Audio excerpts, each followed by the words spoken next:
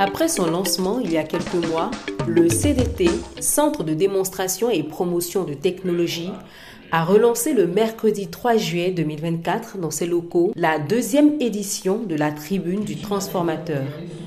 La thématique, qui portait sur la disponibilité des technologies de l'agrotransformation en Côte d'Ivoire, force et faiblesse, a mobilisé l'ensemble des acteurs remarquables et représentatifs de la petite industrie et d'équipementiers du pays. L'allocution du directeur général du CDT, hôte de cette cérémonie, a marqué l'ouverture de cette rencontre.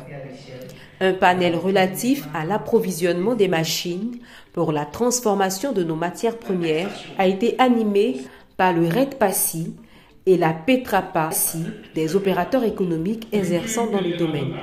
Des échanges et contributions ont été apportés par les agrotransformateurs et transformatrices présents.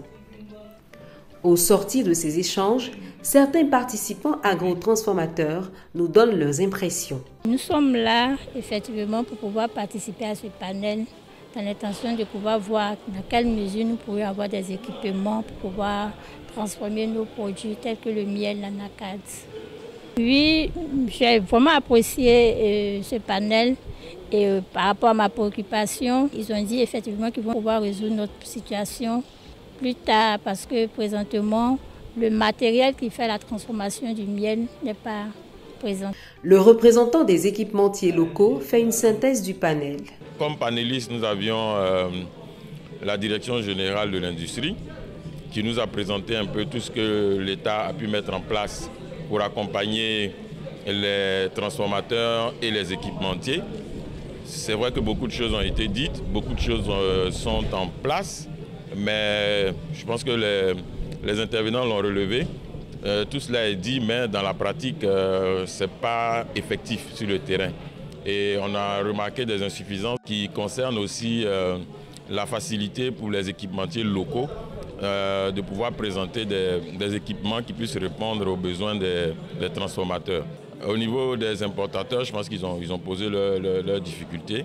Et je pense que nous, en tant qu'équipementiers, nous souhaiterions quand même que les transformateurs apprennent à nous connaître, apprennent à connaître nos équipements et qu'au niveau de l'État, on puisse nous associer dans les décisions qui concernent la transformation et dans l'approvisionnement des équipements.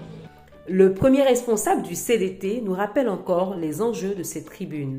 Le CDT, dont le rôle justement est de mettre tous les acteurs ensemble, faire la mise en relation, faire la promotion de tous ceux qui animent ces secteurs-là, a donc construit un programme d'activité baptisé Tribune des transformateurs. Alors, ces transformateurs-là se retrouvent chaque mois pour toucher à une thématique assez essentielle, assez importante, qui touche notre secteur. Beaucoup de satisfaction. D'abord, la présence de tous les acteurs identifiés. À partir du moment où on commence à marcher ensemble, on va toujours vers toutes les destinations recherchées. À partir du moment où on commence à se parler sincèrement et franchement, on finit par régler toutes les questions, même les plus complexes. Et c'est ça qui est le plus important. Donc, c'est la première satisfaction qu'on a eue. La deuxième satisfaction, c'est la qualité des échanges.